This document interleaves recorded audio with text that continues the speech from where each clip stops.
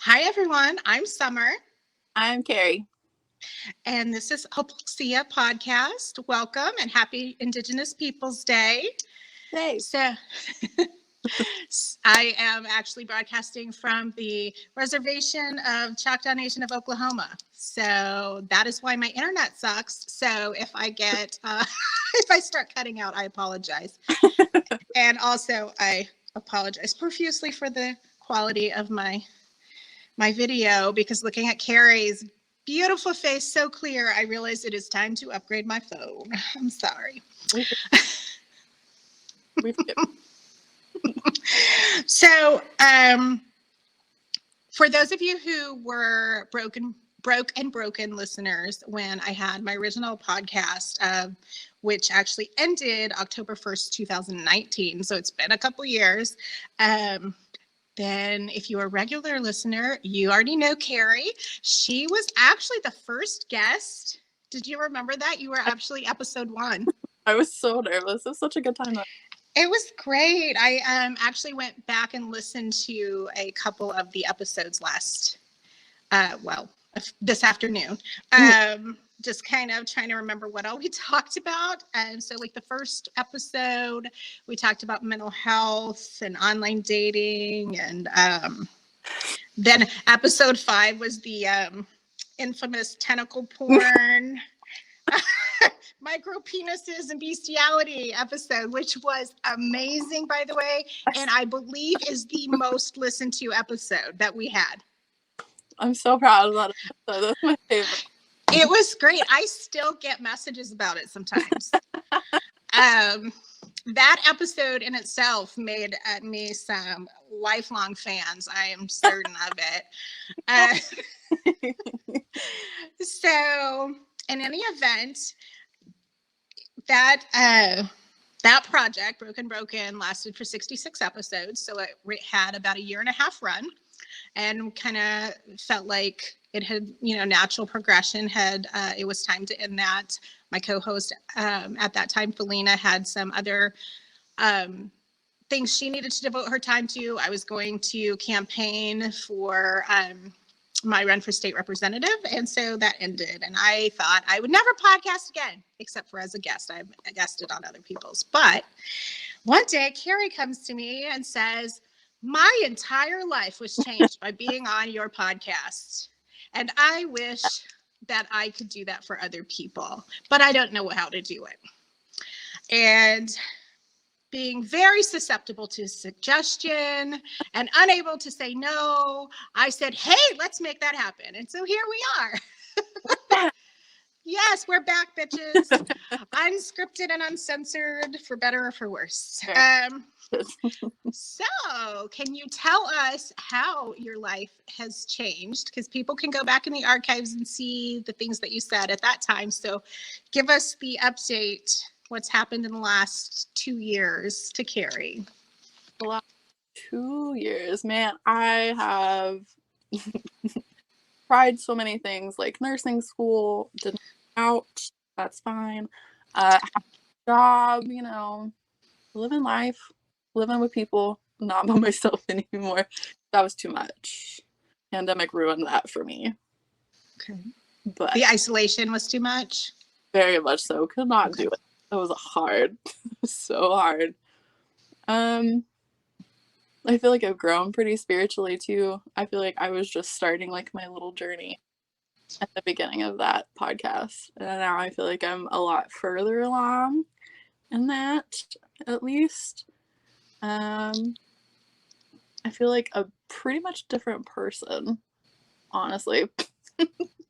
I think that's good, though. Growth is important, right? I know one thing that we had spent some time talking about on those episodes was being raised in extreme Christianity and evangelical Christianity, and what that does to you. And also at that time, you were celibate and had been for several years. Yeah. So what's going on with all of that? Are you still churchy, Carrie? Absolutely. No. So a funny quick story. We have a hoe board in my house. We keep track of our partners here. Okay. It's fine. I like it. So exactly, I'm trying to envision this. What is recorded on the board? It's a little chalkboard. We keep tallies of partners we've had in the house, you know. Okay. For a little game because quarantine has been hard, so it's still fun. Gotta keep the fun. So is there a prize if you win? What? You get how brag. did this happen? You get brag. Oh no. Like that's how a lot of things happen in my house. We just like do things. Okay. I spent the night gluing googly eyes to my face one time. We had a bubble party. Like it's just. Please tell me you're going to do that on the show one time. Eyes to my face. Just googly eyes everywhere. I will 100% do that for you. It was a good time. It sounds like fun. You know, just exploring life. So, are you winning? Are you in the lead? On your I am. board? Oh, nice. What's your current score? 16. Okay, so if I understood what you said, you're only counting the ones that come into the house, yes? Yes. Okay. Just making sure. Otherwise, I don't want to get lost. And outside of the house, he's pretty adventurous. Yes. He was on an episode too. I believe it was called The Adventures of Bucky Boy. I think it was. Yeah, so it's great. We love Buck.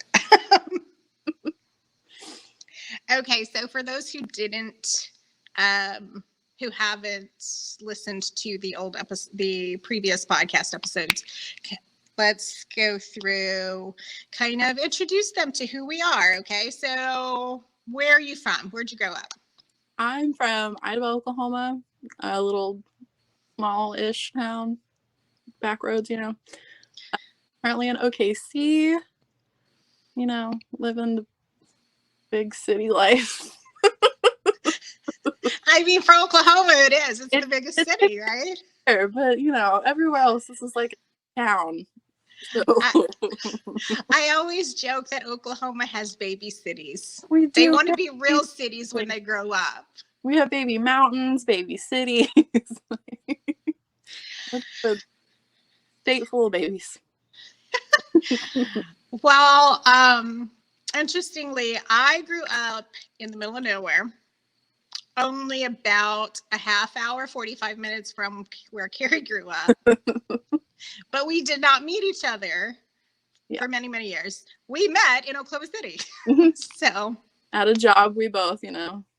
That neither of us are at anymore. Yes. Yeah. Exactly. But stay. Yes. So, you know, I grew up on a cattle ranch. There's more cows than people out. I was about to say there, but technically here, because I am about 3 miles from that place right now. Because in the last 2 years, my life has changed dramatically as well. It really has. It really has. So, oh, right. In episode 5, because I listened to that earlier, I said I would never be able to own another house because we were talking about student loan debt, and I cannot get qualified for a mortgage because my debt to income ratio is always going to be so upside down. Only I'm about to have a house. Yeah, I know. I'm so right. So for anyone out there that doesn't know, I am working on starting a homestead a few miles from my parents because I have to be down here more often to try to help take care of them. And so I'm kind of, what's the word for when you have 2 locations? Is there a word for that? The only I don't know. Mine is bicentennial, and that's not right at all. I'm definitely not that old yet. I don't know why that's the word. It's probably by something. I'm just by.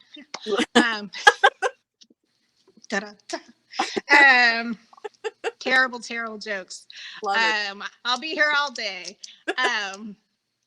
So yeah, so I've got 2 locations. So I still work in the city, and then I'm down here, and so I'm working on the homestead. So, and I've got a blog where people can follow that if they want to see my insanity in the woods, which sounds a lot more fun than it probably is. But once the house is built, you've got to come see it. Okay, Obviously, so I'm gonna boys and rubber ducks. Okay, so let's see. We covered hometown. So how about like, let's do, what are the normal icebreaker questions? Like gender, sexuality. I think that your identifiers have changed on sexuality since the podcast, since the episodes. Yes. I still go by she, her, but I am out. I am pansexual. And exploring that and enjoying that. Good. So what kind of pan do you prefer? The non-stick kind, So much better. Although I do have a thing for cast iron as well. Cast iron is good, especially if you want like crispy cornbread, Oh, good point. I do love my cornbread skillet. I've got one of those that's sectioned, It's great. So I guess technically, okay. So I'm not going to lie. I still get a little confused on the just about life in general, but on okay, the labels for bi and pan, do they confuse you? Because I feel like every person I talk to has a different concept of what bi means. Because like when we were younger, it was, they would say very strictly, 2. And then now it's like yours or a different one. And so I'm just like, not that it really matters in the grand scheme of things. I don't, people want to, I don't care what label people want to use for themselves. But when people start trying to label me, then I'm like, wait, I don't know what you mean by that. It's so confusing to me because like I kind of just like the term pansexual better just for me because I like people's vibes. I don't care what kind of genitals you have. I don't care how you identify it, like whatever. As long as you're like a kind person and like make me happy, that's what I care about. So that's why like pansexual. I'm not saying like bisexual all means like you prefer like this genital over this genital or this like gender over whatever. It's just, for me, that term seems to fit better based on how it's been explained to me. But it is so confusing when people ask and they're like, well, what's the difference? And I'm like, honestly, I don't know. Like, right. Because that's why I had switched to started using pan because it seemed to be more clear. Like the definition seems to be more understood. Yeah. But then when people are like, so does that mean you're bi? And I'm like, I don't know. What do you think bi means? And then we end up in this weird, confusing circle. It's meant too, but like now, like with everybody trying to be more inclusive, like I don't think anybody has ever like excluded like trans people from bisexuality or like two souls or like asexual, aromantic, like any of that. Like I don't know, like if it's ever excluded any of it. So on my brain, pansexual just makes more sense for me to say to make my more clear for myself, if that makes sense. Because I think he says it differently or identifies differently and has different definitions for it. So it's just confusing. The whole world is confusing. Well, and here's what I get the added layer of confusion on this because, okay, I'm Choctaw. In our culture, the default is considered to be, and I mean our culture, don't start emailing me, you churchy Choctaws, and tell me it ain't that way. Like, take that to your pastor. Right. That the default is considered to be what English speaking people would call pan, right? That is the default. And to be straight, totally straight, is actually the anomaly, right? And so So that's confusing to people. Well, it kind of confuses me too when people are like, what are you? And I'm like, me. But then also because I'm indigenous, people try to put the two-spirit label on me, which is actually, two-spirit is an appropriated term taken from the Anishinabe's sacred belief of individuals who had two spirits in one body, which is actually the opposite of what we believe. We believe everyone has both male and female energies, right? So it's like two-spirit, everybody kind of is, if you go by that. Right. So it gets really, I understand the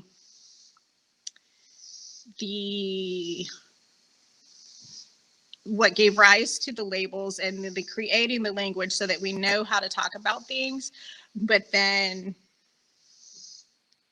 it can kind of make things a little convoluted in other areas, and so I'm always trying to like navigate and help people understand, because concepts that are relevant in like Western cultures aren't necessarily relevant in ours. Yeah, it makes sense. Like, I did not know that about the Anishinaabe.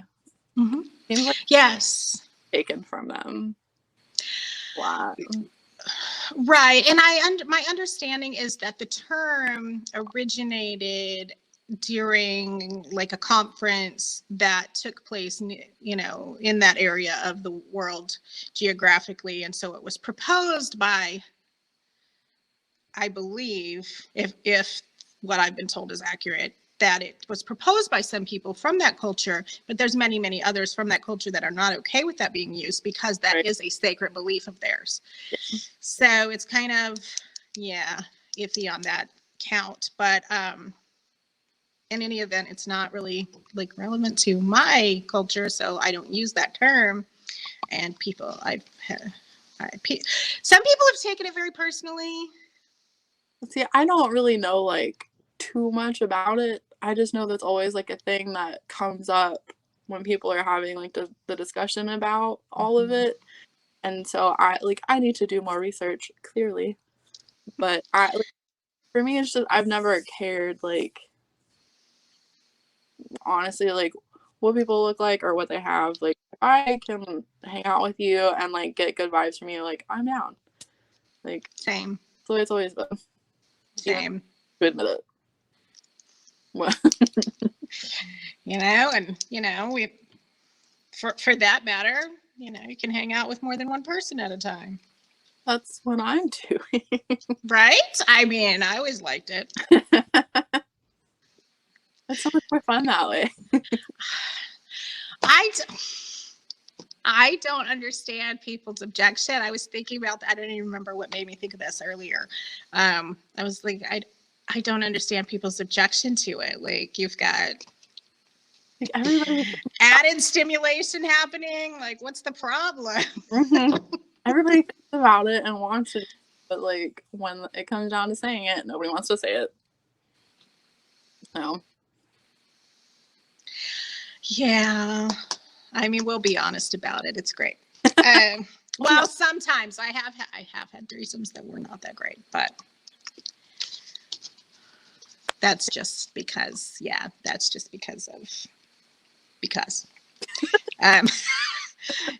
Well, when you're not quite vibing in the way you had hoped or thought you would, I like to find a partner that I'm mesh good with and kind of stick with them for a while. It seems like sometimes the new one's just not.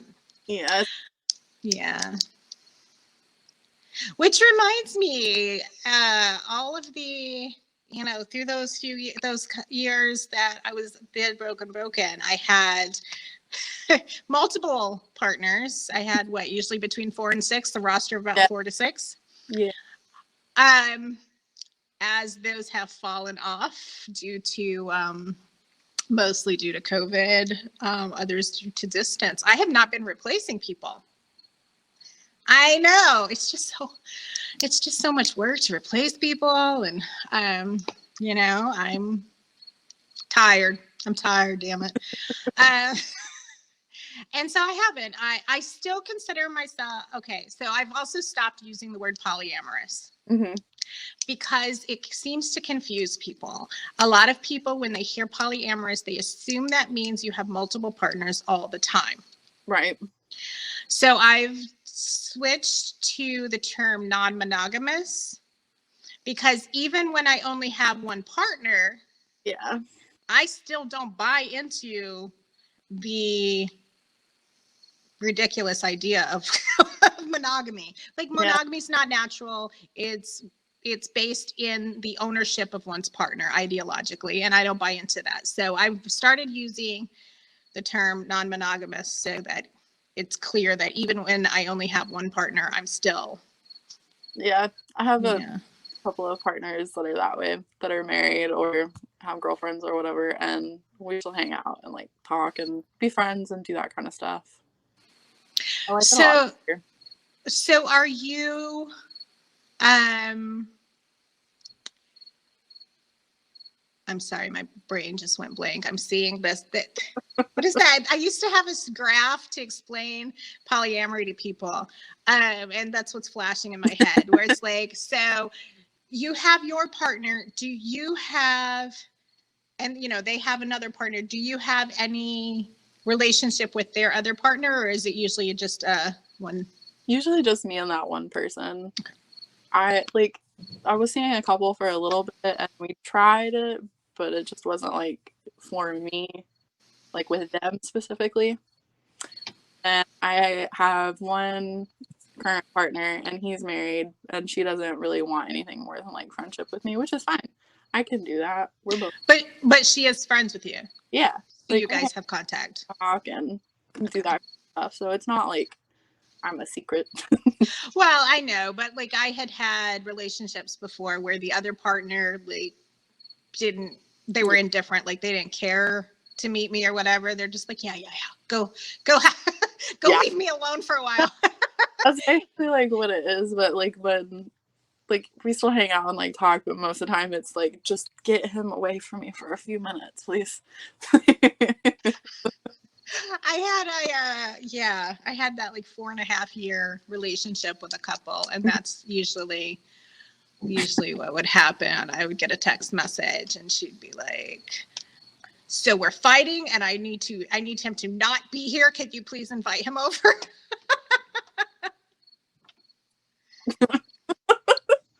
Yeah, I Yeah. go up like once a week unless a week. Okay, can you repeat that? That kind of you froze. Oh, I said that's kind of what I do. I go up like once a week, and that's what we do. Take them off our hands for a little bit. Right? I mean, But then, I think it works great, but we also okay. it being a dynamic. Like he's my dominant and I'm his submissive. Oh, okay. Yes, we need to do a show on that at some point. Kind of explaining how that works. That would be fun. Yeah, I think it'll be good because I've had people over the years ask me stuff because apparently I am the girl who will talk about anything. Right. And so I've had people ask me, and like, I only have like, pretty cursory knowledge since I'm not in the scene. Mm-hmm. And so, like, I can only give a little bit of information. So I think we should definitely do a show to help people kind of understand. Like, it's not this crazy, scary thing unless you want it to be. Right? Like, it doesn't have to be. Can be if you want it to be, because, consent matters. It does. Consent is right. So I would, yeah, we definitely need to do an episode so to kind of give people an idea of all the variety of things that fall into that category. I would love it. It would be so much fun. I like okay. Making a note. Okay, writing that down. Okay, so what kind of work do you do? We mentioned that we are no longer at the jobs we were at. What work do you do? I currently work at a psychiatric hospital as a tech. So I get to hang out on the floor with the patients and like make sure they're taking care of themselves and like showering and eating, which is a big one. And doing like group therapies with them. We'll have groups over like anger management and emotional regulation and how to develop like social skills, because I work with teenagers who are very awkward and don't have a lot of social skills. Yeah. So that's what I get to do throughout the week. Pretty intense. That sounds emotionally draining. It very much is. I work with teens that have been like sexually abused, so that can be a lot. But Right. some of the kids, I'm working with them. So you had told us on one of the old episodes about being sexually abused yourself. Does working with them, is that triggering, or does your experience make doing that easier? What? It can be, because all of the kids I work with are also perpetrators, because that's what they learned growing up. So it can be a little triggering sometimes, but I think working on the part with them of them being sexually abused and that's why they turn to do those things, like this is like their last chance to get help. So I look at it that way and try to do my best with them and like work with them on stuff and process all of that trauma with them. So Yeah, it's quite a process. Yeah, that's a lot. What do you do? I am still in social work. I have moved from doing, like family services to adult protective services. So generally, most of my clients will be elderly or incapacitated. So it's good, but it can be a lot some days. It's hard working with like those kinds of populations. Yes, and in my particular job, we're focused on self-neglect. Mm-hmm. So when there is a perpetrator, there's more of a clear set of actions to do, right? You're trying to find them safety, all of those things, get that perpetrator away from them, get, if there's, law enforcement involvement, how to, they have procedures. But when it's self-neglect, it's a whole different situation, because it's like you were talking about, trying to make sure they do those basic care for themselves, and you can't always convince people that they should take care of themselves. It's hard. Yeah. And when it's compounded by, whether it's mental illness or physical disability, and, all those layers and resources are getting harder to get because of the pandemic, has everything stretched thin. It gets to be kind of hard, because you can't force people to take care of themselves as long as they have capacity.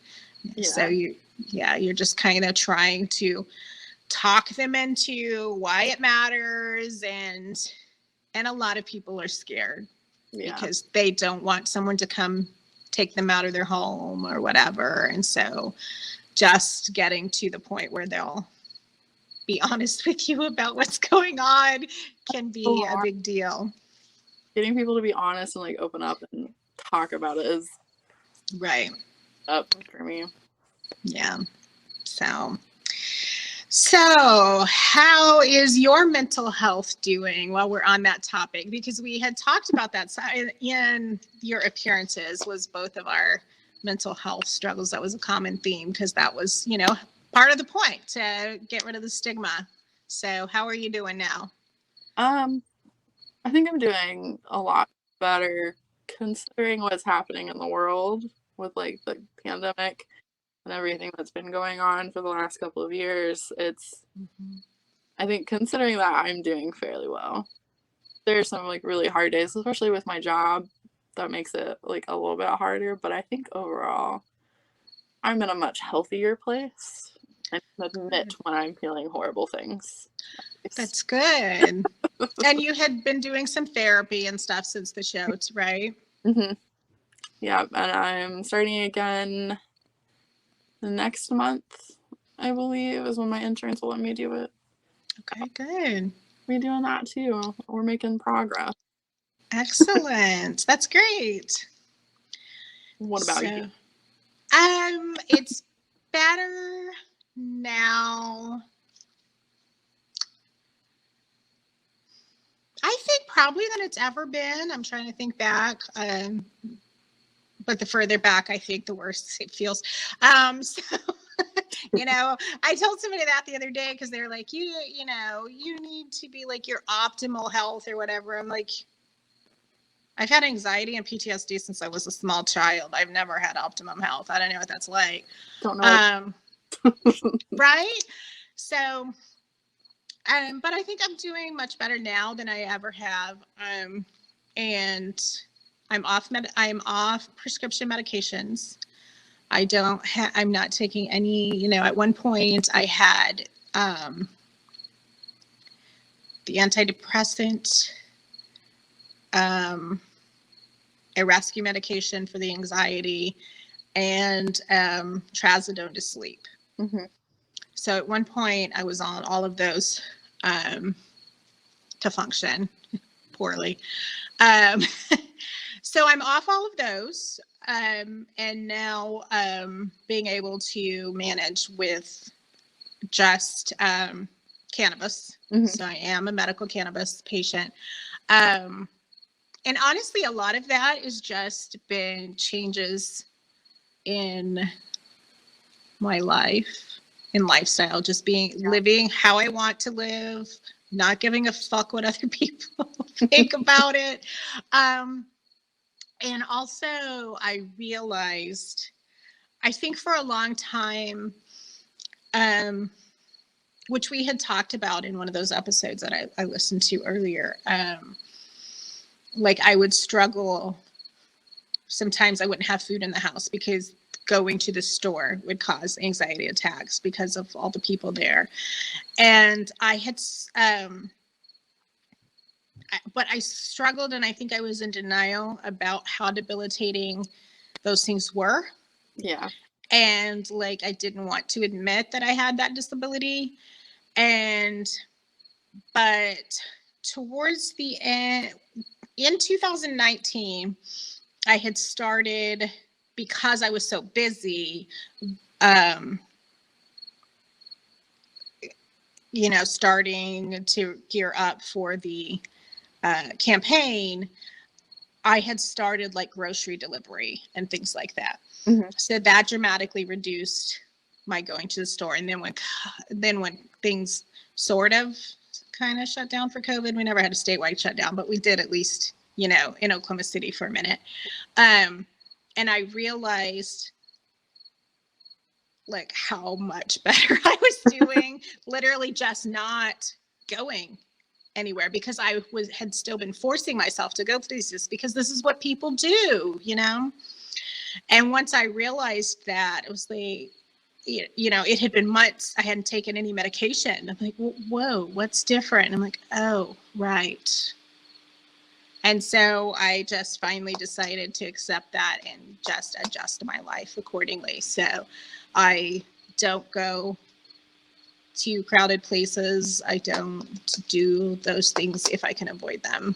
I've started being able to say no to events that I just know I'm not going to be able, I used to go ahead and do them. Like I used to go ahead and show up,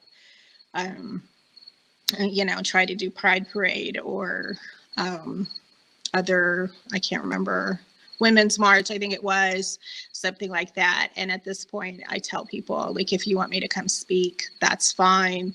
But no, I'm going to come in, I'm going to do my speech, and I'm going to leave, because I can't do that. I used to go ahead and do it, and then I would be in bed sick for 3 days. So I guess I kind of finally adulting enough that I learned how to say no. Set boundaries. Yeah. I'm learning boundaries. It only took me 40 fucking years, y'all. But I got it. I need to get it. Same grocery store thing. I went to the store with one of my roommates like a couple of months ago, and like I was still wearing my mask and everything, even though I had already gotten like my vaccine. But there were so many people like everywhere. I started panicking like in the store. Mm-hmm. Go back unless I absolutely have to do it. So I feel you. Yeah, absolutely. So that's just what those boundaries, man. As much as evil as Amazon is, if I have to, I will order things because I just, Yeah. Until there's a better alternative way to get it. I do hope that a lot of these stores that started curbside pickup because of the pandemic will keep them. Me too. Because, I don't know, maybe they don't care, maybe they don't realize, I don't know how much business they are losing by not having that. Yeah. But yeah, there's a lot of us who don't want to come into your crowded place. So y'all fix that shit. Please get on that, United States of America. Right? Like, this is ridiculous. And I'm seeing like a lot of the things that had changed for COVID, for whatever reason, now that people have decided it's over, even though it's really fucking not, a lot of those services and stuff, they're dialing back. And I'm like, these are basic accessibility measures you should have been doing all along. Yeah. Like, don't take those away now. Yeah, like it was such a good thing for like the elderly like population and like the disabled population. Like it made things so much more accessible for them, and now they're trying to take it away, which is stupid and sucks, and I hate it. Agreed. Okay. All right. I think that was everything I had on my notes. So do you have anything else you want to add for the introduction to the audience? Go get vaccinated. Please. Yes, definitely. Get vaccinated, take care of yourself, your physical and mental health. Big ones. There are services where you can text a therapist. These are important. Please, for the love of God, do these things. Please. As someone who works in a psychiatric hospital, I cannot emphasize the importance enough of getting therapy, even if you don't think you need it. You probably need it. I think everybody needs it. I mean, I think it's helpful. It's helpful skills most of us didn't learn.